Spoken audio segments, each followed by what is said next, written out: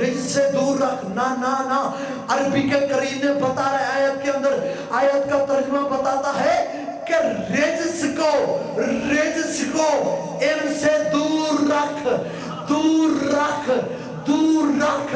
اور عزیز المسائل میں نجاسات تو لکھی گئی ہیں کہ اتنی چیزیں نجس ہیں, لیکن قرآن نے ایک معیار دے دیا, کیا؟ جو جو جو بطول سے دور ہے وہ رجس ہے. ہر فقہ کہتی ہے کتا دریا میں گر جائے, اس دریا کے پانی سے وضو کر, وہ پانی پلید یا نجس نہیں ہے. لیکن وہی کتا جب پانی سے باہر, جب دریا سے باہر نکلا, اس نے اپنے جسم کو حرکت دی, جسم کو چھنچھوڑا, ایک چھینٹ تیرے بدن پہ پڑی, جہاں پہ بھی ایک چھینٹ, کیا کہہ رہے یار, پہنچے گا مجمع میرا آپ کو سلام, ایک چھینٹ پڑی. اب ہر فقہ کہتی ہے وہ چھینٹ جہاں پہ پڑی ہے وہ جگہ نجس ہے. مفتیوں جواب دو, پہلے پورا کتا پانی میں تھا, پانی پاک تھا, اب اسی کتے کی ایک چھینٹ, قطرہ بھی نہیں, ایک چھینٹ قطرہ سے چھوٹی ہوتی ہے, ایک چھینٹ بدن پہ پڑی تو نجس ہے.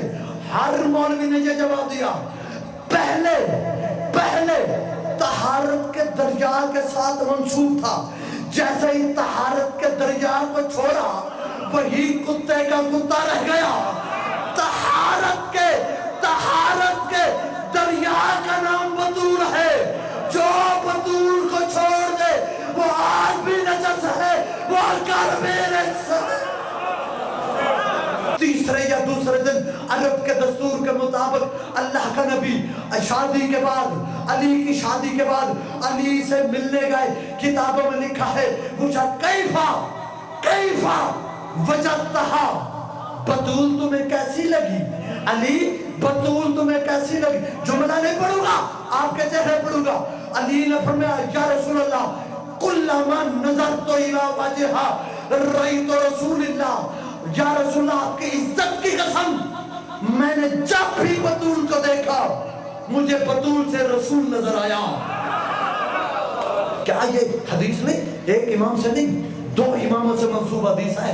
امام حسن سے بھی یہ جملہ منصوب ہے اور امام حسن عسکری سے بھی یہ روایت منصوب ہے. نحنو حجت اللہ علی الخلق الفاطمہ تو حجت علینا, ہم 11 امام مخلوق پہ حجت ہے, بطول ہم امام